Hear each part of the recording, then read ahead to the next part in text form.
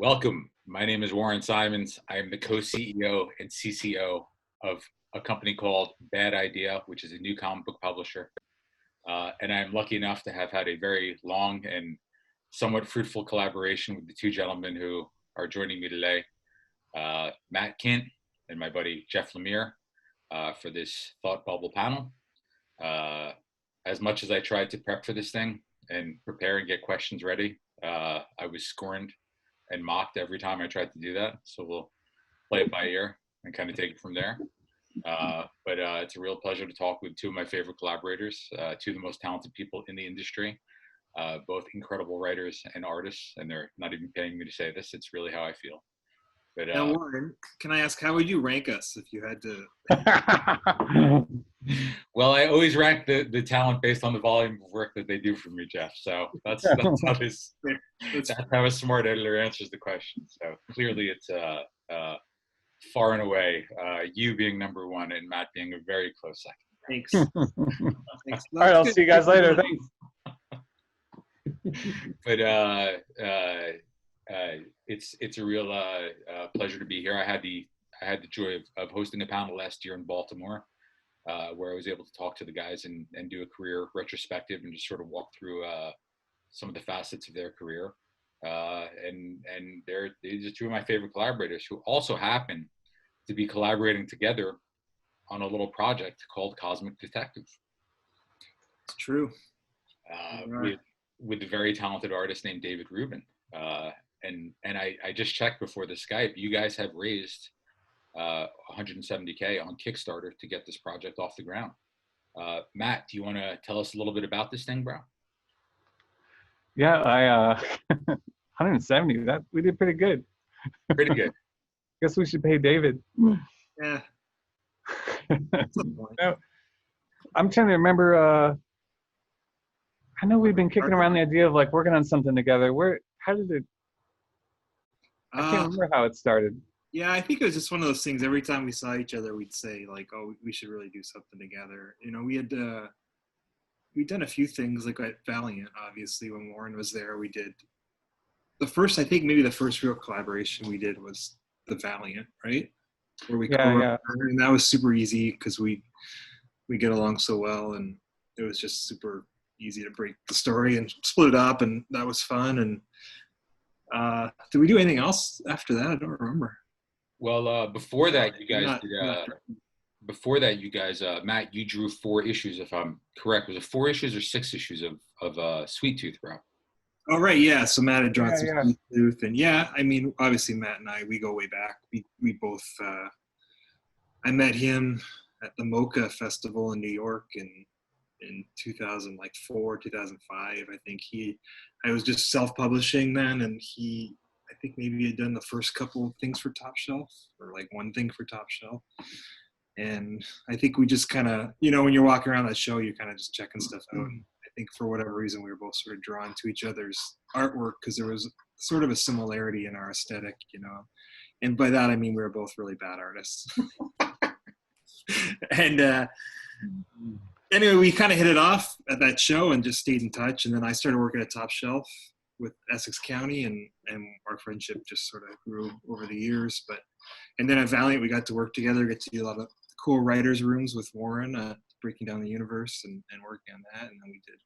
But then after Valiant sort of stopped being Valiant, we all went our separate ways. And Matt and I were doing more and more creator-owned stuff. So I think we just thought it would be fun to do a creator-owned book where we didn't overthink it. We just kind of had fun.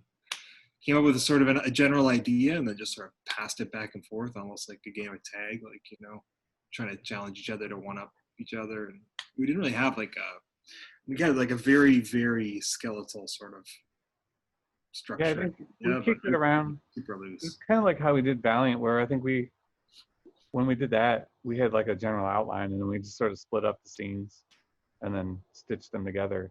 But then with this, I think we had more general ideas of stuff. And then I think it was more like an Exquisite Corpse thing where we were like, you would write a part and then we would try to top each other, like. Yeah, and with the Valiant, we split it into different characters. So I did did Bloodshot and Geomancer, and you did whatever you did. I never read it.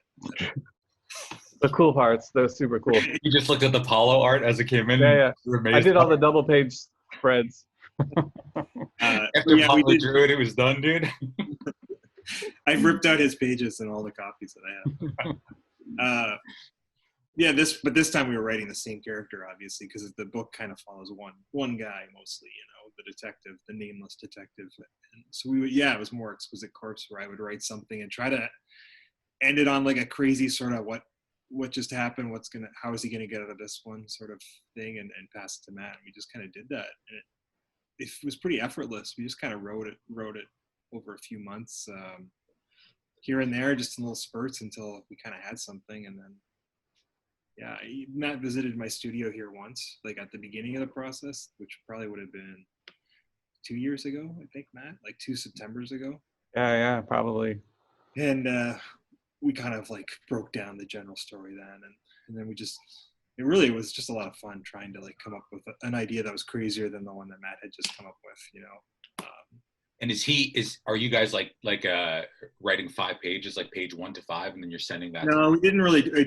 I think we just kind of wrote a scene, like, so however many pages it took. We didn't worry about page count because we didn't have a publisher. So there was no restrictions really. Like, we weren't working towards a certain page count, so we just kind of went with it. Whatever the scene ended up being, like some of them would be longer. Like I remember once I wrote a whole bunch of scenes in a row, like 3 or 4. Maybe like wrote like 50 pages or something, and then Matt did the same. And then other times it would just be like 10 pages at a time here and there. Now, were you as critical of his work as you were on the Valiant Brow? Because you were. Well, there has to be a certain level of quality control, as I'm sure you understand, Warren. Where's our moderator? Now, you guys have both had a collaboration with David in the past. Is that correct? Yeah, separately, right? I mean, Matt started working with him first, didn't you? I think. Yeah, with I think Ether. Yeah, It was our first thing together, and then between the Ether books, then he did some Black Hammer. Yeah, The Frankenstein. yeah. So I think it was kind of through Dark Horse. I mean, I remember seeing his stuff when he did the spin-off of Paul Pope's Battling Boy, right? That was kind of the first thing I saw of David's work. Yeah. In America, anyway, and then he did Ether with You, which looked amazing, and then he got hooked up to do a little Black Hammer with me, so we both kind of loved working with him. He's like, Matt, I'll tell you, his visual imagination is crazy. You give him an idea and he just augments it so much with his imagination. He's also super fast, which is great because Matt and I are really fast too, but he's really dependable, and he can do a lot of pages really fast. It's rare that you bump into somebody like that with a work ethic. Yeah. Like I don't think we're fast. I think we work a lot. And I think he's the same way, where he doesn't like goof off, I think he's just like super focused, and like he gets a ton done super fast. But I think it's just because he works hard. But it's cool to find I feel like he's kind of a kindred spirit in that way, like as far as work ethic goes. Yeah, and he brought this was obviously like a big cosmic kind of ode to like Jack Kirby and all this other great cosmic sort of comics in the past, and he brings he certainly like created this visual mythology for the book that was pretty awesome. These designs and this, it's great. Now it's pretty cool because he does all the color and lettering too, so it's really just like it really is just like one-stop shop for him. Like he does everything, and his colors are particular. I don't know, man. There's some of the colors and stuff that just really pops for me, and it was perfect for this book for sure. Yeah. Now I can confirm as a editor that you guys are both extremely fast, both writers and artists. So you guys are both pretty incredible as far as speed goes. I think that's probably a little bit because you're both artists and writers. But it's definitely, I don't think it's just hard work, Matt. I think it's definitely that you guys are both incredibly hard workers, but also incredibly fast. Speaking of Kickstarters, Matt, you just had a little Kickstarter as well, bro. And not to get too money focused here, but you guys raised $1.4 million for a book called Berserker, which you're doing for Boom. Do you think you raised so much more money because Jeff was not there, bro? I think they were happy to see me do something with someone else. Yeah. Now, you told me you're co-writing this with Keanu Reeves, and you told me that Keanu is by far the favorite collaborator that you've ever had, dude. Is that correct? It's okay. He would be my favorite collaborator too. But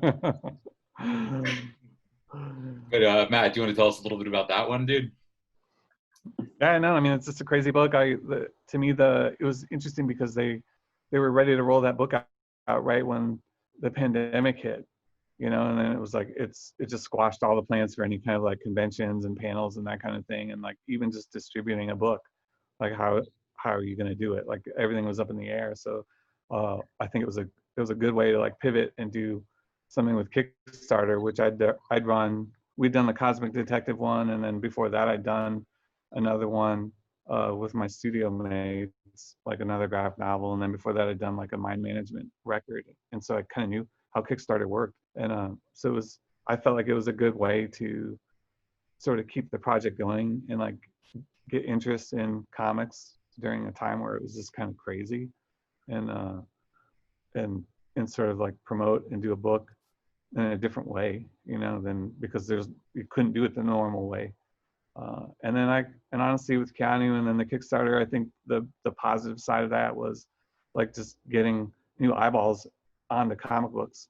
I think that's the thing. At first I was like, oh, people are gonna kind of hate it because it's like, why is a publisher doing something on Kickstarter? And I feel like in the grand scheme of things, it was great because it pulled in people at a time where there weren't a lot of new comics and there weren't a lot of shops to go to, and the distributor wasn't distributing, and it pulled people in that were just fans of Keanu and his movies, and they're like, oh, what?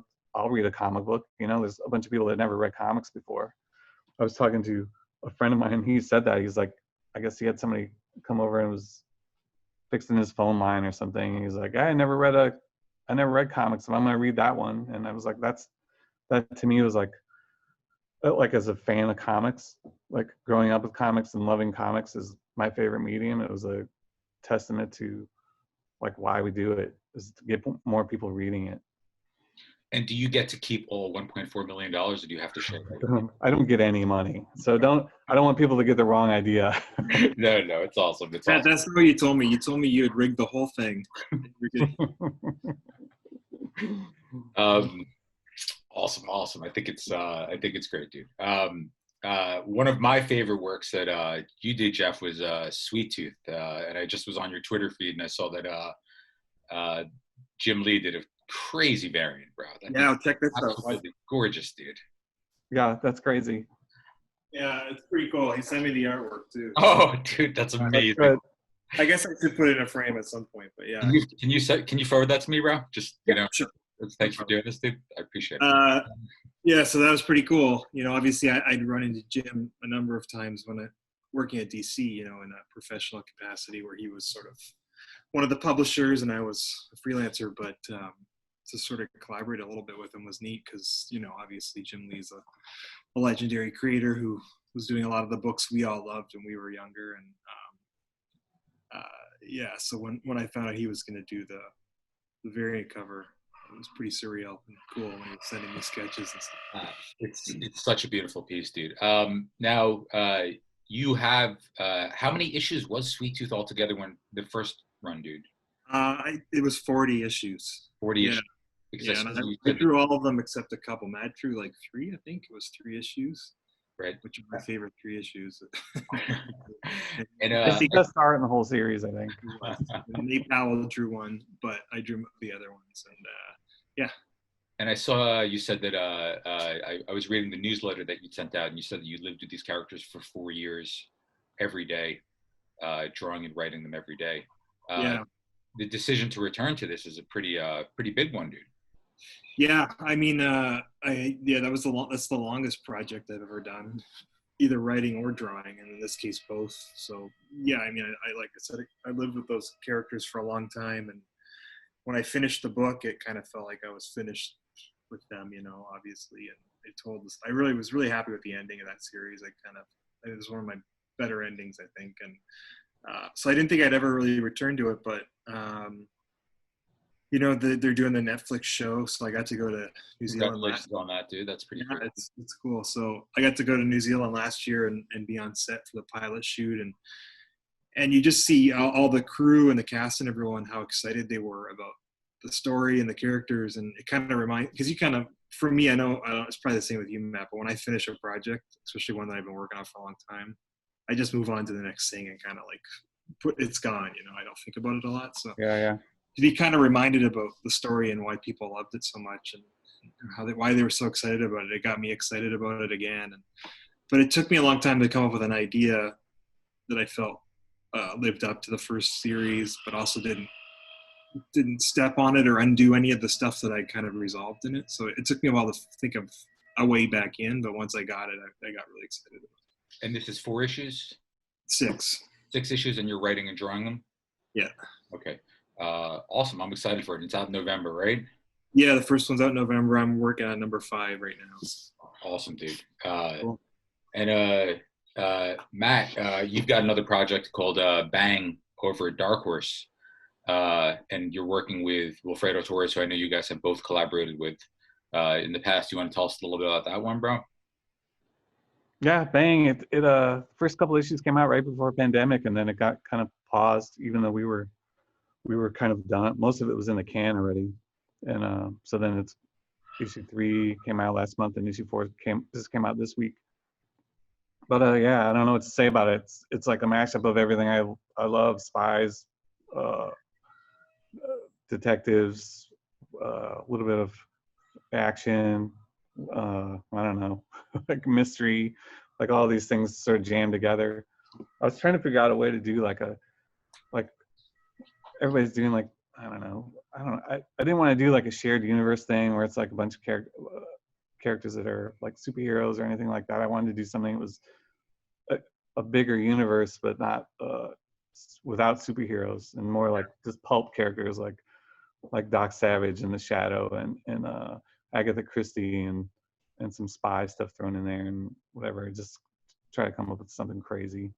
And then Wilfredo's great because Jeff, you worked with him, right? Like I think I learned about him from you.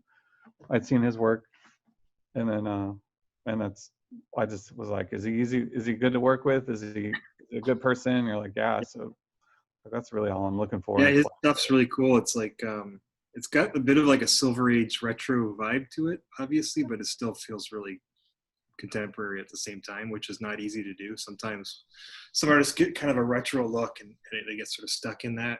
But his stuff translates really well to modern subject matter as well. He's pretty fantastic. Yeah, no, it's that great clean line that he's got that just, it's kind of almost European in a way, but not. It's cool. And speaking of artists that you guys have both collaborated with, I'm gonna take a minute and pimp that idea here a little bit. But Matt, you're writing Eniac for us, and you're drawing that with Doug Braithwaite. Doug drew some Bloodshot for us at Valiant. Jeff, both there. He did the last arc, I think, of the second of was it Reborn, I believe. Yeah, he did a couple one-shots with me in Bloodshot before that too. One-shots, that's right. He did the 4001 Bloodshot one. Death and yeah, those are cool. I love working with Doug. He's another guy that's so reliable and good. Yeah, he's so fast. He's so talented. He's such a good storyteller. Matt, you want to give us 30 seconds on Eniac, bro, the first book from Bad Idea? Eniac. Eniac is you probably do a better job than me. But it's like it's an artificial intelligence developed towards the tail end of World War II, and then sort of following it from there until present day and the problems it's causing. And but there's a crazy twist. Like I feel like I've seen that idea before, the artificial intelligence, and it takes over and it's bad and it hates whatever. Humanity has to fight it. And so to me, to me, it was an idea of how to make that something different. Like it appears that way on the surface as like that artificial intelligence and like how technology is bad and all that. But to me, I felt like we had a different take on how to tell that story. Yeah, we could tell him a little bit. The idea is that at the height of World War II, during the Manhattan Project, as we were rushing to develop the bomb and end the war, we were developing a bunch of other projects as well. And one of them was we accidentally created the first artificial intelligence, and the first bomb that was dropped in, to end the first nuclear bomb that was dropped on Japan. Was done by the United States government, Hiroshima, but the second one, Nagasaki, was ordered by Eniac. Because he knew that if he detonated the bomb, it would effectively end the war. So that's and we open in the present day. We meet two characters called Falk and Fletcher, and they're sort of been tasked with there's a countdown, a 72-hour countdown, where the Secretary of Defense thinks that ENIAC's about to launch a full-scale arsenal of nuclear war all over the world. And they have 72 hours or 96 hours to save the world. So it's pretty compelling stuff, I think. And that'll be our first book, written by you, drawn by Dougie Braithwaite, and with art with colors by Diego Rodriguez. So it's be on sale in March. Give a little Bad Idea hype here. So we're pretty excited about that one. What's those crazy covers by Louis? Louis Larissa is crazy cover. Jeff, you worked with him on Bloodshot. Yeah, he's so good. Holy cow. Yeah, he's unreal. And Matt, you're working with him on Megalith, which will be out later on, but we're pretty stoked about that.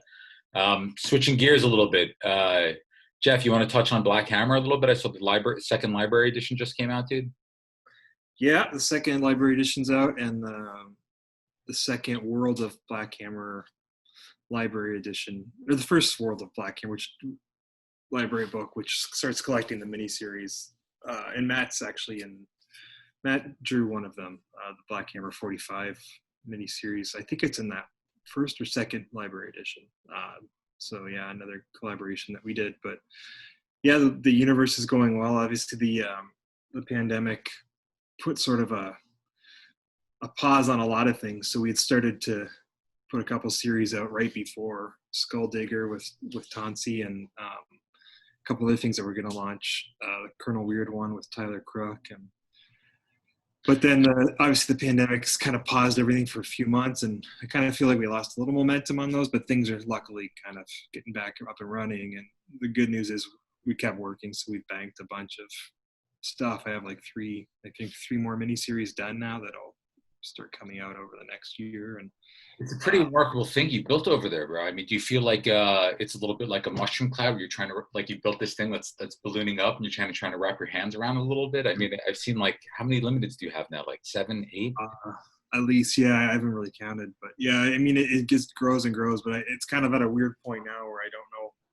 I kind of have to stop the growth because I can only do so much, right? So I think over the next year, I'm gonna really focus in on 2 or 3 hopefully really good series. One sort of main book that will continue the core storyline, and then a couple sort of spotlights on characters that really kind of deepen their mythologies. Yeah, I'm just kind of I take it 1 year at a time. I try to do about, like, it ends up being about 3 books a year for right now, the universe, which seems like the right amount for me. Yeah. Do you, speaking of, both of you guys are incredibly prolific. You're both doing creator-owned stuff. You're both doing different things like work for hire stuff. Do you find that you try to plan out your year ahead of time? Are you trying to slot out like 30, 60, 90 days out, or are you really looking at the whole year? No, I have I'm not going to show it because it'll show all the stuff that I haven't announced yet, but I have a board here that has through the end of 2022, like all the books that I have coming. So it's like at least a year ahead, right? About a year ahead, a year and a half ahead of what's been announced and what's coming out now, that I'm working, which, working that far ahead gives you the freedom to really only work on things when you're excited about them. You're never up against a deadline, right? You can just, when you're really excited and have some new ideas, you can sit down and really get into one of your books for a while, but you don't have to produce, you have some leeway to let it go when you're not inspired as well. Yeah, having come up through, you did the creator and stuff and Essex County and all that stuff early on, but both of you guys have done a good amount of work at Marvel and DC, so I think that it's probably, having that pressure off of you is probably nice. Yeah, I'm not, at this point in my career, luckily I don't have to do a lot of work for hire stuff anymore. So the stuff I do for DC now is just sort of fun, short projects that I can kind of get in and have some fun with those characters and then get out without a long-term commitment, and without worrying too much about all the continuity and everything. So that's been fun to kind of hit those black label books, and do spend a few months working on, whatever. Right. So you did The Question, which I think was a lifelong goal of yours to did with Dennis Cowan. Is that who I believe? And Sienkiewicz, yeah, that was pretty cool. Sienkiewicz, which is a pretty impressive creative team, bro. I think. Yeah, I love that book growing up, the Denny O'Neil, Dennis Cowan Question. So to get to sort of do a quasi sequel or continuation of it with Dennis was really pretty surreal and awesome. Yeah. When I was in the 4th grade, bro, I went to DC Comics and I interviewed Denny for a book report that I was doing on comics. So he's certainly obviously a Titanic icon as well, but that was pretty awesome. He was incredibly encouraging. It was very nice, dude. How have you found, Jeff? I think you noted in the newsletter as well that you were doing some Essex County TV show stuff. Yeah. How you found juggling the comic work and the TV stuff and all that? It's hard. It's really hard. The TV stuff, when it goes, it kind of takes over. It's very all-consuming. When you have writers' rooms and things, they're really intensive and all-consuming. So there'll be like weeks at a time where I'm just working on that, and then you kind of wait. That's the thing about movie and TV stuff is you work really hard and then you wait forever so till it gets to the next stage. So it's been 5 years of development, and it's really only over the last maybe several months that I've been actively finally writing scripts after years of writers' rooms and development and stuff. So it's good. I love the actual writing, but a lot of the other stuff that surrounds it is not always fun, and it kind of takes away your focus on comics, which I kind of resent at certain times. But I'm just trying to keep it in perspective. When it's time to work on it, I work as hard as I can on it, and then I go back to do my comics. So yeah, it's good. It's interesting to explore one of your stories in a different medium too, because and I'm sure Matt's finding the same thing when he's adapting his stuff. But you find, for me anyway, it's like you need so much more story for television than you do for comics. One issue of a comic might be maybe an act of a television episode. You know what I mean? So it's like you eat up stories so fast that you got to generate a lot more than. And a lot faster, it's actually been a really good experience for me that I think I'll probably bring back to comics. This sort of exploring each character in a deeper, bigger way than you often have to when you're writing comics. Yeah, I feel like it's doing what I'm doing now is like it's helped me with be more careful with dialogue too. Like every word is this thing that's got to be perfect, Yeah, it's been interesting. It's been a good, I think, we've both been writing for comics for 15 years or whatever. And then at this point in our careers to kind of have this movie and TV stuff come up, to sort of show you a different perspective on writing. It's been kind of a good thing, because then I feel like it's easy to fall into like habits and sort of patterns when you're writing, and you just keep going like that. But when you're kind of something a little differently, and then you can bring it back to comics, it kind of can refresh you and bring new things to it. So it's kind of a godsend, really. There's a term for it. I was feeling this thing the last couple of years, and I can't remember. I was listening to this writing podcast, and they were talking about it, and it's like, what is it called? There was a term. It's like professional jealousy. Burnout.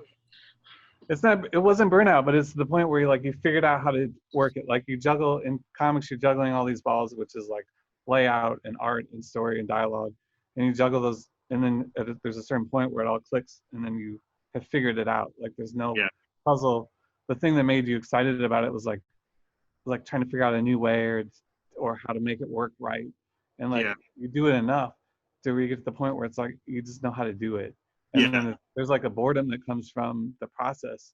Yeah. And when I started screenwriting last year on this stuff, it was great because I felt like I was learning again. Like I know what you mean. Yeah. I remember last year when or 2 years ago, I guess, when we got together here at my studio, I think we were both finishing up sort of bigger projects. I don't remember what they were, but I think we were both kind of feeling a little bit of burnout on comics for the first time. You know, we'd been so excited about making comics for so long, and I remember we were both a little burnt out. And yeah, I think it's good that the TV and movie stuff came when it did, because like you said, it's a new challenge, learning a different way of writing and communicating your ideas. And like we both said a couple of times here, I can already see how I can take what we're doing in that screenwriting stuff and now bring it back to in comics in a new way that will be exciting and different. So that's going to be cool. Yeah, no, I think it gives you a different polish or a different way in. And like, because I don't believe that comics is like, I don't think they're so close together that they're the same, or like comics. People think that, but they're really different. It's like if you do them, you realize how different they are. Yeah. But I think there's things you can take from one and like apply in weird ways to the other. It's just a way of thinking about character and stuff too that's different. Yeah. More than like a practical sort of, more than like a skill set or something. It's more just like just a way of thinking about character and thinking about story that's a different way that to apply it to comics will create different kinds of comics than what I've been doing, which is good because you want to right, because it keeps it fresh. It's been nice to see with both of you guys. You guys both, I know that we've talked about this in the past. Matt, you were working as a graphic designer and kind of left to pursue whatever the first one was. Was it Super Spy or Three Story? Which one was it? Pistol Whip. And Jeff, I know you were working as a cook in a restaurant, right, dude? For years I worked. When I got out of school, for like a decade, basically, I worked as a cook in restaurants. And it was just a flexible schedule that allowed me to draw most of the day. So that was kind of just what I did. Yeah, and it's been wonderful to see both of you guys sort of have these, very one or two, Matt with My Management, Jeff, you with Essex County and Sweet Tooth, and, have these really broad, epic stories that you guys built from the ground up and have a real vision for it, and to sort of see those be some of the first things that you guys did. Your love for comics is so profound in every part of your being, I'd say. So it's nice to see also these things get adapted and move into other media. It's a real kind of organic process, I think. If you guys had any tips as we wind up for young artists or writers, if you had one tip, one pro tip, big question here. I know this is your favorite question, Jeff. Matt, what would it be? We'll start with you, bro. My favorite. I'd just say do it all yourself. Don't just start out doing the whole thing. Finish the thing on your own. I agree. I think what me and Matt have talked about this in the past, and I think Warren with you as well, where by the time either of us started working for Marvel and DC, we've been making our own comics for at least a decade, right? Drawing and writing our own comics. And so we kind of came to those companies with a voice of our own already, that we were able to then take their characters and do something kind of unique with them, each of us, and I think that's what made us successful doing that as well. And I think a lot of maybe young writers, or if we're just being writers, a lot of young writers probably desire to get in with those companies right away and work on those characters, but you can't really substitute those years of making your own stuff and finding your own stories. And yeah, like Matt said, just sort of doing it all yourself, because that stuff is going to pay dividends for the rest of your career when you learn how to do all that stuff. We were talking about that in the studio a few weeks ago, about how like there's a perception in comics too that like once you like to write or work at Marvel and DC, like then you've made it, like that's the big leagues. Yeah. And then, from our point of view, to me, I feel like the big leagues is when you're doing your own thing, and then you're making a living doing that. Like that's when you made it. That's the big leagues. It's not Marvel and DC. It's like when you're writing, drawing, you're doing your own thing, and then able to sustain it. I think. For me, doing all the DC stuff and everything, it was. I mean, I love those characters, and it was exciting to do it for the first years for sure, just to be doing that. But it was always in the back of my head a stepping stone to like build a bigger audience so that I could then leave and do what I've done since. Yeah, it's part of the process. That's true success. I agree, is when you can create your own worlds and your own stories and characters, and and make a living off of them without having to work for someone else. Yeah, one of the things that's so nice about comics is that, as you guys were mentioning, is you don't need anyone else's permission to make the thing. The barrier for entry is really quite low financially. Obviously, it's taxing to spend time and energy and page rates and all that stuff to get the thing off the ground if need be. But you can find an artist, if you're a young writer, you could find an artist in Artist Alley, and you guys can collaborate and build a comic for essentially no money, besides for your time and energy. And potentially printing costs, and that's something which I think is unique to comics, as opposed to film or TV, where it does really require some kind of capital infusion to get the thing moving. So that's something really nice to our medium, I think, and I think that's a great tip. Okay, if there was one book that you guys would suggest someone pick up, let's go with a creator-owned book that you guys would suggest that someone pick up to sort of get a voice of where you guys are right now. What would you suggest, or something in the past that you've done? How about I suggest one of Matt's and he can suggest one of mine? Is that Perfect, better? dude. Perfect. Yeah. That's better. You can moderate this panel, bro. You're very good at it. If I had to just give someone one book by Matt to like say this is what Matt's all about, it's still got to be a 3-story. It's still my favorite. But my management's real close. It's like it's hard to pick. You know, they're both different things. 3-story is like this really emotionally driven, awesome graphic novel, and then my management's a much bigger, more sprawling mythology. So they both kind of show different sides of his creative personality. But those are still the two that I would give people, I think. Yeah, I love 3-story as well. And I think when Matt, when you first came into Valiant, I think I was working with obviously one of my longtime collaborators, Joshua Dysart. And I think I said to him that Matt's coming in, he's going to write like a Bloodshot one-shot or something. He's like, 3-story, genius. Matt's a genius. You know what I'm saying? So he's a huge fan of it as well. All right, Matt, you go ahead. What would you pick? My favorite book of yours, and then I have 2 other recommends. I'll go grab them because I'll show them to you. But my recommend, Jeff, it's not out yet. The new one, the Maze one. Can you talk about that yet? We haven't announced that. That's going to be my next graphic novel. Okay, well then I'm going to say that one, like, it's taken all everything I like about your stuff, plus like stuff like that we have in common, like the weirder sort of like the stuff with the layouts and everything. I'm totally whatever. It's not out yet, but that's probably my really favorite. Not out yet, Matt. I know. But that is my favorite. Which is what I'm so excited because I just feel like it's different than your other stuff, and it's a little bit weirder, and I like it. But yeah, other than that, Sweet Tooth's still my favorite, you know. But let me get 2 other books. These are the ones I'm going to recommend. Hold on. Go, run. Imagine if when he stood up, he didn't have pants on. That would be wonderful, bro. The best Almost every Skype we have. Oh no, you saw my outfit. Oh my God, I forgot we were doing this today, so I didn't dress for a panel.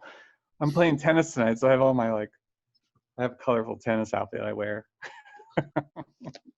But no, this is, if you guys haven't read this yet. Oh, it's so good. Yeah, you recommended it. It's amazing. Have you read it yet, Warren? I haven't. I love Vonnegut. He's my favorite, one of my favorite writers of all time. And the artist is, who drew it, Matt? He's incredible. Albert Montes, right? Yeah. Yeah. He did which he does at Universe, which is like a webcomic that Universe is, if anyone has not downloaded yet, Universe, not to step on what you're saying, Matt, but Universe, you could download it for free, or you could pay whatever you want, I should say. It's a pay what you want model. I believe it's on Panelfly, but I might be mistaken with that. It's the website, I think, that Brian Vaughn and Marcos Martin started. Oh, and yeah. They put up free stuff on there, and it's or stuff you can pay what you want. And I read Universe, and I read it, and I was absolutely blown away. He's incredible. That adaptation's so smart. I mean, obviously the original novel's incredible novel. It's a classic, but the way he adapted it, Ryan and the artist, is also such a great use of comics. It's pretty special. Yeah, I feel like I finally figured out Albert's, like, what I love about him, he's like a 21st century Will Eisner. Like, he's taking a lot of that stuff Will Eisner does, the way he pushes the medium and like how you tell the story, but he's doing it in like a modern way. It's just so good. Anyway, this is the other one I read that was really good. I recommend it, by Durf. But this one, it almost made me feel an emotion. Almost. Almost Which got is, through your. it's hard for comics to do that. You know, Jeff's done it a couple times for me, but yeah, this one. That's how I felt when I read something. Universe. I was like, wow, this is just extraordinary. Okay. All right. Well, thank you guys for taking some time out of your busy schedule to chat for a little bit for this Thank Thought you. Bubble panel. Anything else to add, boys? No, I hope we get to go to Thought Bubble again soon because it's my favorite show. And It really was. It is. I miss it. 2022 Thought Bubble. 2021 Thought Bubble. Fingers crossed. We'll see you there, hopefully. Okay. All right, guys. Thank you. Take care. Okay. thanks, guys. Okay. Bye-bye.